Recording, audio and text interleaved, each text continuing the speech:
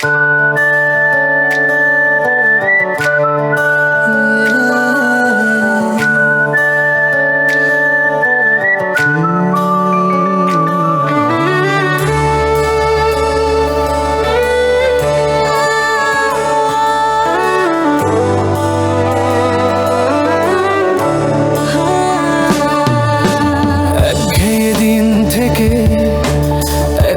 যাবে নাকি হারিয়ে পাহাড় সাগর বা লাল মাটি, দূর নদী ছাড়িয়ে অচেনা পথের বাঁকে ফেরিওয়ালার ডাকে, আর শ্রীনগর কোনো অপেক্ষা করে থাকে। চিরা জীবনের মাঝে অন্য জীবনের সুরে হাতছানি দেয় কাছে দূরে, কাছে দূরে, কাছে দূরে, কাছে দূরে, কাছে দূরে, কাছে দূরে।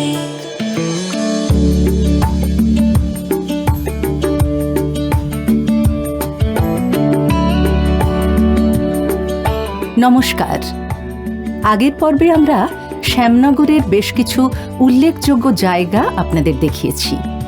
এই পর্বেও দেখাবো শ্যামনগরের আরো নতুন কিছু জায়গা।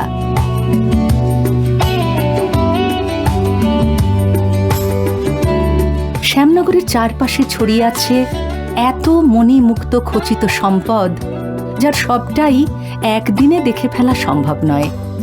ঐতিহ্য, সংস্কৃতি, বহু মহাপুরুষের জন্মভিটে, এসবই শ্যামনগরের মণিমুক্ত।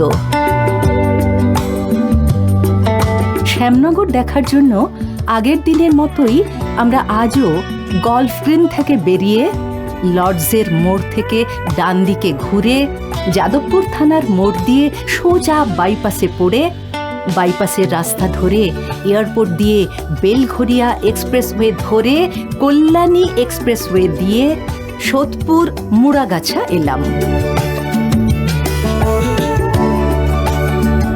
মুড়াগাছাতে ব্রেকফাস্ট সেরে আমরা আবার উঠে পড়লাম গাড়িতে।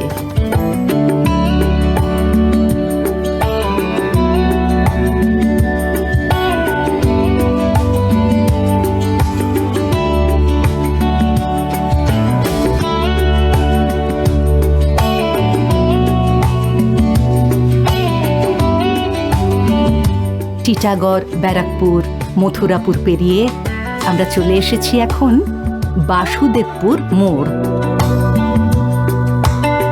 আমাদের গন্তব্য বিশ্বকোষ রচয়িতা, বাংলার বিশিষ্ট সাহিত্যিক শ্যামনগরের রাহুতা গ্রামের ত্রৈলোক্যনাথ মুখোপাধ্যায়ের বাড়ি। আপনারা যদি এই বাড়ি দেখতে আসেন তাহলে শ্যামনগর স্টেশনের রাস্তা দিয়েও যেতে পারেন, এমনকি বাসুদেবপুর থেকে ভেতরের রাস্তাও ধরতে পারেন। আমরা বাসুদেবপুরের ভেতরের রাস্তাই ধরলাম।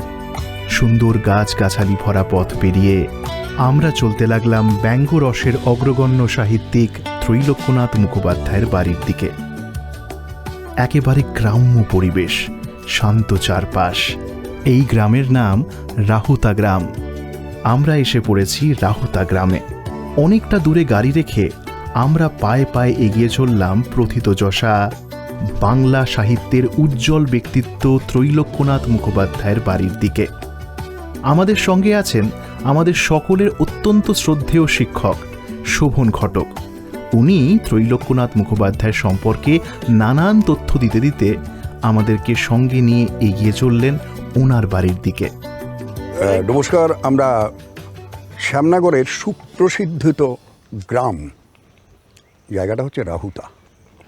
রাহুতা গ্রাম এক কথায় বলা যেতে পারে সারা বাংলার সাংস্কৃতিক রুচিসম্পন্ন মানুষের কাছে অত্যন্ত পরিচিত একটা গ্রাম, কারণ এখানে জন্মগ্রহণ করেছিলেন কুম্ভীর বিভ্রাটের রচয়িতা, ডমরুচরিত রচয়িতা ত্রৈলোক্যনাথ মুখোপাধ্যায়। এক্ষুনি তার বাড়িতে আমরা পৌঁছে যাব। খুব সত্যি কথা বলছি, সবচেয়ে বড় দুঃখ হচ্ছে সেইভাবে সংরক্ষণ হয়নি। আমরা কিছুক্ষণের মধ্যেই চলে যাব বিশ্বকোষ এবং আপনাদের সঙ্গে পরিচয় করিয়ে দেবো আরেকটি ছেলের, এখানকার অত্যন্ত সাধারণ ছেলে দীপঙ্কর প্রামাণিক আমাদের সঙ্গে আছে।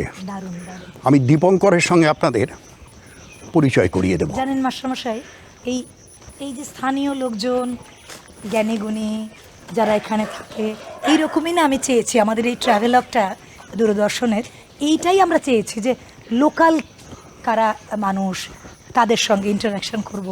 লক্ষ্য করে দেখো, বিশ্বকোষ ভবন, আমি এতক্ষণ কেন থেমেছিলাম তার কারণ এই মানুষটা তো সেই মর্যাদা পেল না।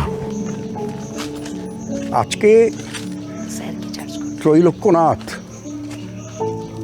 বাংলা সংস্কৃতি, বাংলা সাহিত্য, বাংলার জীবন, বাংলার মননে যে জায়গা পাওয়া উচিত ছিল আমরা কোথায় দিলাম দেখুন না। এই তো বিশ্বকোষ ভবন, এইটা কি বিশ্বকোষ ভবনের রূপ থাকা উচিত? উচিত তো নয়। আপনাদের কাছে অনুরোধ করব, স্বনির্বন্ধ অনুরোধ, আপনাদের সকলকে প্রণাম জানিয়ে অনুরোধ করছি, বিশ্বকোষ ভবন বাঁচান, ত্রৈলোক্যনাথকে বাঁচান, রঙ্গলালকে বাঁচান। কারণ এরা না বাঁচলে আমরা যতই পড়াশোনা করি না কেন, বাংলা সাহিত্য বাঁচবে না, সংস্কৃতি বাঁচবে না, ভারতবর্ষের সাহিত্য সংস্কৃতি বাঁচবে না। আপনাদের কাছে অনুরোধ, স্বনির্বন্ধ অনুরোধ করছি, একে বাঁচান। এর জন্য আন্দোলন দরকার হয় না, এর জন্য দরকার বিবেক, এর জন্য দরকার চেতনা, এর জন্য দরকার আবেগ। অনুরোধ বারবার অনুরোধ করছি, আপনারা ত্রৈলোক্যনাথকে একটু সংরক্ষণ করবার চেষ্টা করুন। আরে দীপঙ্কর, তোর কথা বলেছিলাম, কাছে দূরে অনুষ্ঠান দূরদর্শনের, ত্রৈলোক্যনাথ সম্পর্কে কিছু কথা যা তোর মনে হয় একটু বল। আবেগ। আসলে ত্রৈলোক্যনাথ মানেই তো একটা নস্টালজিকতা কাজ করে। 2012 সালে যখন ত্রৈলোক্যনাথ মুখোপাধ্যায়কে নিয়ে প্রথম চর্চা শুরু করি এবং তার সম্পর্কে জানতে পারি যে আমি যে গ্রামে জন্মগ্রহণ করেছি সে শ্যামনগর রাহুতায় ত্রৈলোক্যনাথ জন্মগ্রহণ করেছেন এবং সম্ভবত ভারতবর্ষের প্রথম ফেলো ত্রৈলোক্যনাথ মুখোপাধ্যায়, এবং তাকে নিয়ে বিভিন্ন গবেষণাধর্মী লেখালেখি শুরু করি এবং সবথেকে বড় কথা, লেখালেখি কটা মানুষের কাছে পৌঁছায়। অনুষ্ঠান বিভিন্ন ত্রৈলোক্যনাথকে নিয়ে 12 মাসে 12টি স্থানে অনুষ্ঠান, এবং তার মধ্যে আমাদের শোভন স্যারও কয়েকটা অনুষ্ঠানে উপস্থিত ছিলেন। লকডাউনের সময় সেটা কন্টিনিউয়াস আমরা করতে পারিনি। তো ত্রৈলোক্যনাথের সেই যে কার্যকলাপ শুধু লেখালেখি নয়, বিজ্ঞান নিয়ে গবেষণা, এবং এখনও বিদেশ থেকে অনেক মানুষ আছে ত্রৈলোক্যনাথ মুখোপাধ্যায়ের বিজ্ঞানধর্মী কার্যকলাপের উপর গবেষণা করতে। তারা জানে না ত্রৈলোক্যনাথ মুখোপাধ্যায় একজন রস সাহিত্যিক, তারা জানেন ত্রৈলোক্যনাথ একজন বিজ্ঞানী। এই রাহুতা হলো সাহিত্য তীর্থ রাহুতা, নিকুঞ্জ বিহারী ভৌমিকের একটা বই আছে সাহিত্য তীর্থ রাহুতা। তো এখানে সাহিত্যের আতুর ঘর। আগেকার দিনে এখানে মানুষ চন্দননগর থেকে আসতেন এবং এখান থেকে কবিগান কিনে নিয়ে যেতেন, নিয়ে গিয়ে তারা ওখানে অনুষ্ঠান করতেন। তো ত্রৈলোক্যনাথকে নিয়ে এই যে অনুষ্ঠান হচ্ছে, এটা সত্যি গর্বের, এটা আলোচনার দরকার আছে। ভগ্ন জরাজীর্ণ এই বিশ্বকোষ ভবন যতখানি ভেতর বাহির দেখা সম্ভব দেখলাম আমরা। ত্রৈলোক্যনাথ মুখোপাধ্যায়ের এই জন্মভিটে, যা বাংলা সাহিত্যের, বাংলা ভাষার একটা উল্লেখযোগ্য অধ্যায়। ত্রৈলোক্যনাথ মুখোপাধ্যায়কে নিয়ে সাধারণ স্থানীয় মানুষের আন্তরিকতা যে কতখানি, তা সত্যি মনে রাখার মতো। আমি আর কি বলবো বলুন, এই তো আপনারা দেখে যাচ্ছেন সব কত দৌড়দৌড়ি করছি, বাড়িতে সাপ ঢোকে, এইখানে জঙ্গল হয়ে ভেতরে ঢোকা যায় না। এখন আপনারা দেখুন, এসেছেন যদি দূরদর্শনের তরফ থেকে একবার এসে যদি করতে পারেন, একবার একদিন তরফ থেকে ছিল লিখেছিলাম, তারাও কিছু লিখেছিল একদিন কাগজে, কিন্তু তারপরে আর হয়নি। এখন এই অবস্থা হয়েছে, সাপের রাজত্ব। আমার 80-র ওপর বয়স, এইখানে খুব নোংরা জায়গা হয়ে আছে, সাপ ঘুরে এখানে। আপনারা দেখুন পজিশনটা, ভেতরটা কী অবস্থা, এর উঠোনটাও জঙ্গল হয়ে পড়ে আছে। স্মৃতি বিজড়িত এই ভবন দেখতে দেখতে আমরা হারিয়ে গেলাম ইতিহাসের পাতায়।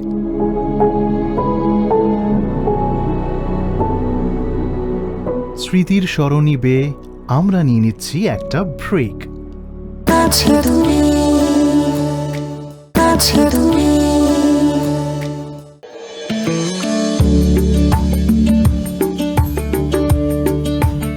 ফিরে এলাম ব্রেকের পরে, সঙ্গে নিয়ে কাছে দূরে। স্মৃতির সরণি বেয়ে আপনাদের সঙ্গে নিয়ে আমরা চলে গিয়েছিলাম যেখানে, সেখান থেকে বেরিয়ে আমরা এখন যাচ্ছি আর এক স্থানে। আমরা এগিয়ে চললাম গ্রামের রাস্তা ধরে, শহরের ধোঁয়া ধুলো ছেড়ে গ্রামের এই মনোরম পরিবেশের মধ্য দিয়ে যেতে বেশ ভালো লাগছিল। আমাদের এবারের গন্তব্য মুলাজোড় ভারতচন্দ্র গ্রন্থাগার। মহারাজ কৃষ্ণচন্দ্র শ্যামনগরের মুলাজোড় গ্রামেই কবি ভারতচন্দ্র রায়গুণাকরকে রায়গুণাকর উপাধি সহ জমি দান করেছিলেন। তাঁর স্মৃতিতেই এই লাইব্রেরি তৈরি হয়। লোকমুখে এটাই ভারতচন্দ্র লাইব্রেরি নামে পরিচিত। 1906 সালে প্রতিষ্ঠিত, 1981 সালে সরকার অধিগ্রহণ করেন।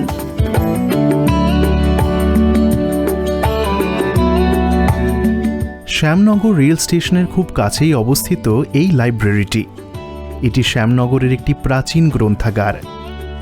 এখানে কবি ভারতচন্দ্রের কর্মজীবনের সঙ্গে দেবানন্দপুরের সম্পর্ক থাকলেও মুলাজোড়েই তাকে জমি দেওয়া হয়, আর এইখানেই তার নামে লাইব্রেরি গড়ে ওঠে। নমস্কার, আপনাদের সবাইকে স্বাগত জানাই মুলাজোড় ভারতচন্দ্র গ্রন্থাগারে। এই লাইব্রেরিটি শতবর্ষেরও পুরনো, 1906 সালের গ্রন্থাগার। লাইব্রেরিটি একটি ঐতিহাসিক জায়গা। এখানে প্রায় 20,000 বই আছে, প্রচুর চাকরির পড়ার বই, গল্প উপন্যাস, ঐতিহাসিক বই, সব রকমের বই আছে। আমি চাইব শ্যামনগরবাসীকে সবাইকে এই লাইব্রেরিতে আসার জন্য, বা আপনাদের দরকারের বইয়ের ডিমান্ড দিন, সেই অনুযায়ী আমরা বই আনিয়ে দেবো। আজ যে দূরদর্শন এসছে তার জন্য আমরা অত্যন্ত খুশি এবং আনন্দিত, ধন্যবাদ জ্ঞাপন করি। ভারতচন্দ্র গ্রন্থাগার খোলা থাকে সোম থেকে শনি, রবিবার সম্পূর্ণ বন্ধ। ভারতচন্দ্র লাইব্রেরির একজন কর্মচারী বললেন এই লাইব্রেরি নিয়ে কিছু কথা। আমার নাম অশোক কুমার দাস, আমি 25 বছর লাইব্রেরিতে কাজ করি। দুষ্প্রান্ত বই এখানে আছে লাইব্রেরিতে, আমি দেখাশুনো করি, অফিস খুলি, অফিস আমার বন্ধ করি, কাজ করি। লাইব্রেরি হচ্ছে প্রাণ, বহুদিন কাজ করছি লাইব্রেরিতে, 25 বছর। হ্যাঁ, লাইব্রেরিতে না হলে ভালোই লাগে না। লাইব্রেরিতে কাজ করি, আর খুব পুরনো বই আছে, এসব বাইরে পাওয়া যায় না, আর আমরা খুব বিশ্বাস নিয়ে কাজ করি লাইব্রেরিতে। আপনারা যদি শ্যামনগরে কোনোদিন বেড়াতে আসেন, গঙ্গা স্নান করতে আসেন, মুলাজোড় ভারতচন্দ্র গ্রন্থাগারে অবশ্যই আসবেন। ঐতিহাসিক লাইব্রেরি, এসে পড়াশুনো করবেন। প্রতি বছর 4-5 জন করে সরকারি চাকরি পায় লাইব্রেরিতে বই পড়ে। এই বইটা এটা অত্যন্ত দুষ্প্রাপ্য বলবো না, বরঞ্চ বলবো অত্যন্ত গুরুত্বপূর্ণ বই। গারুলিয়া মধ্যমগ্রামের ইতিহাস, ঠিক একইভাবে জগদ্দলের ইতিহাস, শ্যামনগরের ইতিহাস, নৈহাটির ইতিহাস ডক্টর কানাইপদ রায়ের লেখা এই বইটা আমরা সংগ্রহ করেছিলাম শ্যামনগর বইমেলা থেকে। অত্যন্ত গুরুত্বপূর্ণ। শুধু এটা নয়, ভারতচন্দ্র লাইব্রেরিতে এরকম শত সহস্র হাজার হাজার দুষ্প্রাপ্য বই আছে। শ্যামনগরে আসলে অবশ্যই বিভিন্ন প্রান্ত ঘুরবেন, অবশ্যই ঘুরবেন শ্যামনগর স্টেশনের পাশে ভারতচন্দ্র লাইব্রেরি বা গ্রন্থাগার। আপনার মনের খিদে মেটাবে ভারতচন্দ্র লাইব্রেরি।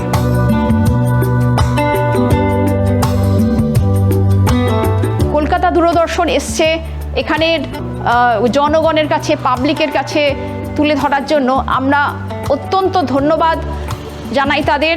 শ্যামনগরে ঘুরতে এসে একবার যদি ভারতচন্দ্র গ্রন্থাগারে আপনারা আসেন তাহলে আমরা খুব খুশি হব।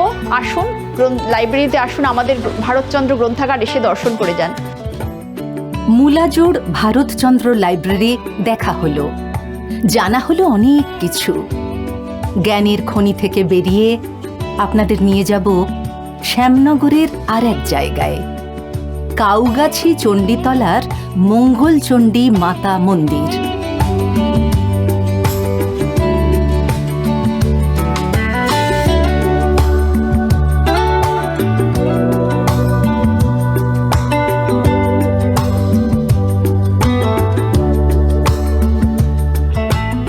জাগ্রত এই মন্দিরে মায়ের সেবা যেমন হয়, তেমন মায়ের ভক্তরাও মাকে ডেকে তাদের মনস্কামনা পূর্ণ করেন।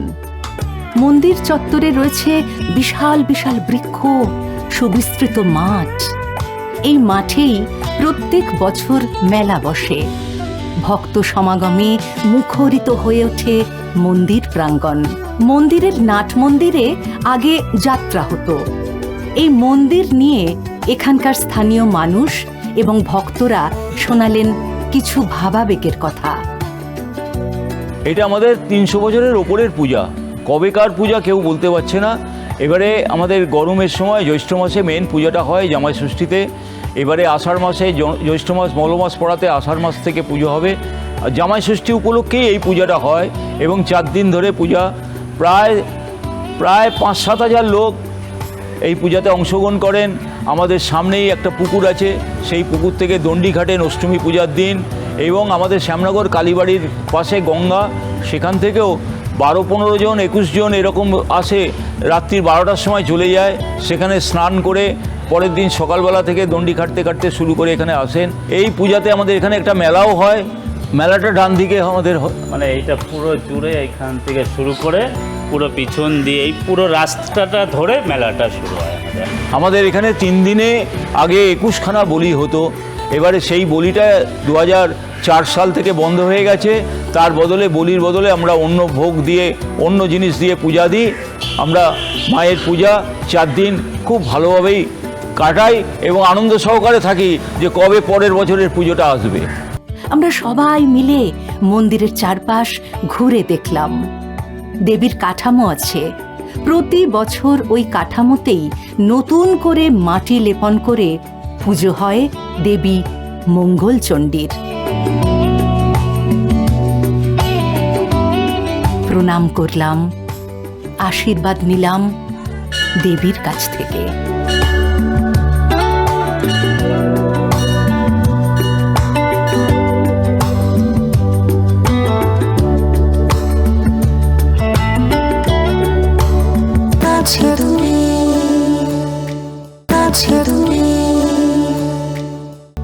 ফিরে এলাম ব্রেকের পরে, সঙ্গে নিয়ে কাছে দূরে। আমরা মন্দির থেকে বেরিয়ে যাওয়ার সময় দেখলাম একটা ফাঁকা বিস্তীর্ণ প্রান্তর। এই বিশাল মাঠটা একসময় ছিল প্রসিদ্ধ কটন মিল। লোকে বলে বাঙালির দ্বারা ব্যবসা নাকি হয় না, কিন্তু কোনো এক বাঙালি এই কটন ব্যবসাকে এমন উচ্চতায় নিয়ে গিয়েছিলেন যে তার নাম ছড়িয়ে পড়েছিল চারিদিকে। এখন আর অন্নপূর্ণা কটন মিলটি নেই ঠিকই, শুধুমাত্র এই মাঠটা তার স্মৃতি বহন করে চলেছে। এই রে, এবার ঝড় আসছে, কিন্তু বৃষ্টি এখনো শুরু হয়নি। কি ঠান্ডা বাতাস বইছে চারিদিকে। নানান জায়গা দেখতে দেখতে আমরা হারিয়ে গিয়েছিলাম স্মৃতির অতলে এবং ভুলেই গিয়েছিলাম লাঞ্চের কথা। লাঞ্চ সারলাম অবেলায়। লাঞ্চ সেরে আমরা বেরিয়ে পড়লাম। এবার আপনাদেরকে নিয়ে যাব রামপ্রসাদের জন্মভিটে হালি শহরে। শ্যামনগর থেকে বেরিয়ে নৈহাটি পেরিয়ে আমাদের যাত্রা শুরু হলো। শ্যামনগর থেকে হালি শহরের দূরত্ব কম বেশি 12 কিলোমিটার।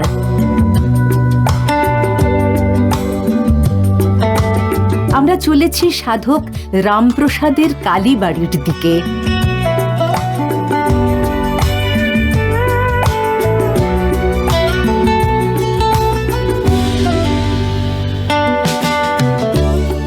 রাস্তার উপর বিশাল হালি শহর লেখা তোরণ ছাড়িয়ে আমরা পৌঁছে গেলাম হালি শহরে।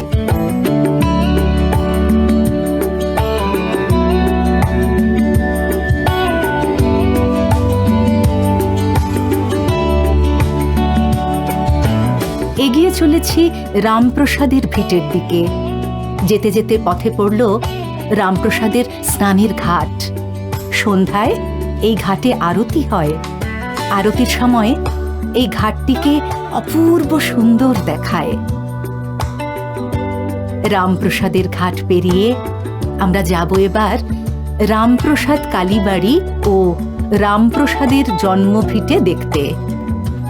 মা কালীর সাধক রামপ্রসাদ এখানে বসেই লিখেছিলেন মন রে কৃষি কাজ জানো না গানটি। মন রে কৃষি কাজ জানো না, মন রে কৃষিকাজ জানো না।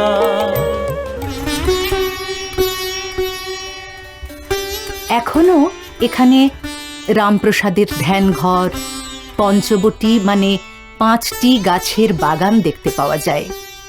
এই মন্দিরে আজও মায়ের নূপুরের শব্দ শোনা যায়।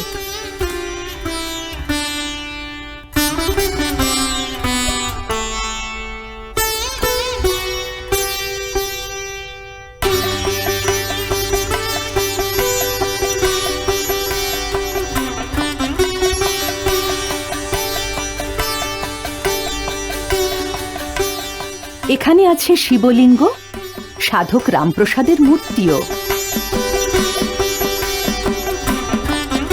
কথিত আছে এই পঞ্চবটির নিচে বিশেষ দিনে আজও মায়ের নূপুর ধ্বনি শোনা যায়। সন্ধ্যারতি শুরু হলো। প্রদীপের তাপ নিয়ে সবার মঙ্গল কামনা করলাম। মায়ের মূর্তিটি এখানে ভারী সুন্দর। এই মন্দিরের সম্পর্কে বলতে গিয়ে ভক্তজন এবং যিনি রামপ্রসাদের মন্দির পাহারা দেন তাদের মুখে মন্দিরের কথা শুনে আমাদের গায়ে কাঁটা দিল। শুরু হলো সন্ধ্যারতি।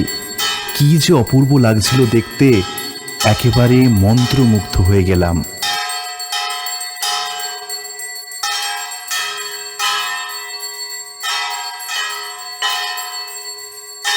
আমার বাড়ি এই রামপ্রসাদ ভিটার মন্দিরের সামনেই আমার বাড়ি রয়েছে। তো আমরা এখনও পর্যন্ত যখন অমাবস্যা বা পূর্ণিমা থাকে রাত্রিবেলা মায়ের যে নূপুরের আওয়াজ সেটা এখনও পর্যন্ত আমরা শুনতে পাই। তো এটা গায়ে কাটা দিয়ে ওঠে। তো এরকম অনেকেই, শুধু আমি না, এরকম অনেকে এখানে মায়ের নূপুরের আওয়াজ শুনতে পেয়েছে।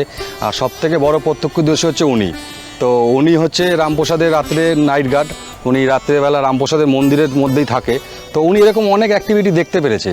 তো একটু বলো কি অ্যাক্টিভিটিগুলো দেখেছো আর কি? একদিন এক ভদ্রমহিলা দেখি এই যে বলিদান মঞ্চের এইখানে দাঁড়িয়ে মায়ের নাম করছে। তা আমি বললাম আপনি সব দিকে ঘেরা, আপনি ঢুকলেন কি করে? ভদ্রমহিলাকে জিজ্ঞাসা করলাম। তখন অনেক রাত্রি হয়ে গেছে, তখন 12:30 1টা হবে রাত্রির। তখন ভদ্রমহিলা কোনো উত্তর দিচ্ছে না, হাত জোর করে বিড়বিড় করছে। ঠিক আছে, আমি আবার পিছন থেকে এসে বললাম আমি ফিরে আসছি, ওদিক থেকে ঘুরে আসছি, ঘুরে যদি আপনাকে দেখতে পাই তাহলে কিন্তু আপনার কপালে দুঃখ আছে। তারপরে এসে ঘুরে এসে দেখি কিন্তু চারিদিকে কিন্তু তালা দেওয়া, উনি আর নেই। ঠিক আছে, এই হচ্ছে মায়ের যে বিচরণ আছে এখানে। আর এই যে পঞ্চবটী দেখছেন, এটা হচ্ছে মায়ের একদম বিচরণ স্থল।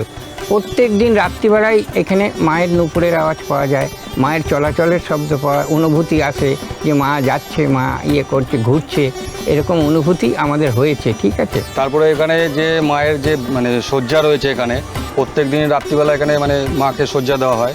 তো সকালবেলা নাকি উনি একবার দেখেছে যে বিছনা ওলট পালট রয়েছে আর কি। তারপরে এখানে আর একটা ঘটনা ঘটেছিল, যেটা হচ্ছে এখানে পঞ্চবটির যে গাছগুলো রয়েছে 5খানা গাছ, তার মধ্যে একটা অশ্বত্থ গাছ ছিল, এই বট গাছের থেকেও আরও বড়, অনেক বড়।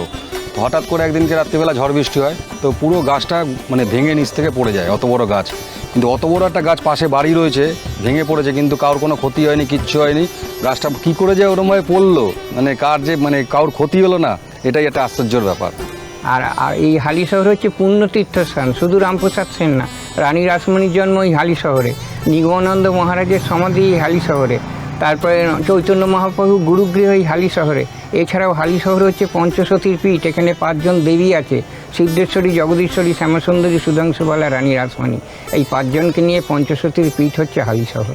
সারাদিন ধরে রামপ্রসাদের ভিটে মায়ের গল্প, ঐতিহ্য আর ইতিহাসকে ছুঁয়ে দেখা, এই সব কিছু মিলিয়ে রাত হয়ে গেল। এবার আমাদের ফেরার পালা।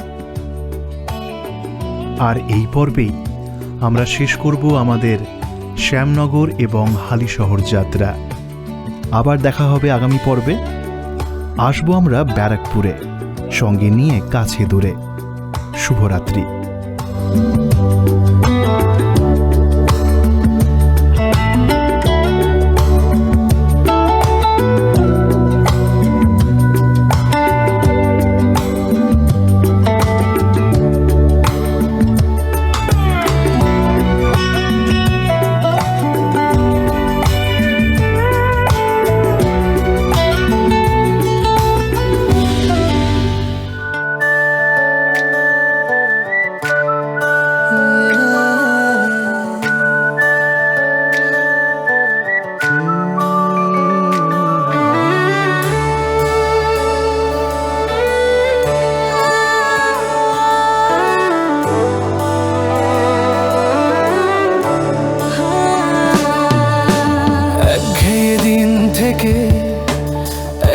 যাবে নাকি হারিয়ে পাহাড় সাগর বা লাল মাটি দূর নদী ছাড়িয়ে অচেনা পথের বাঁকে ফেরিওয়ালার ডাকে আর শ্রীনগর কোনো অপেক্ষা করে থাকে। চেনা জীবনের মাঝে অন্য জীবনের সুরে হাতছানি দেখাচ্ছে দূরে কাছে দূরে কাছে দূরে কাছে দূরে কাছে দূরে কাছে দূরে কাছে দূরে কাছে দূরে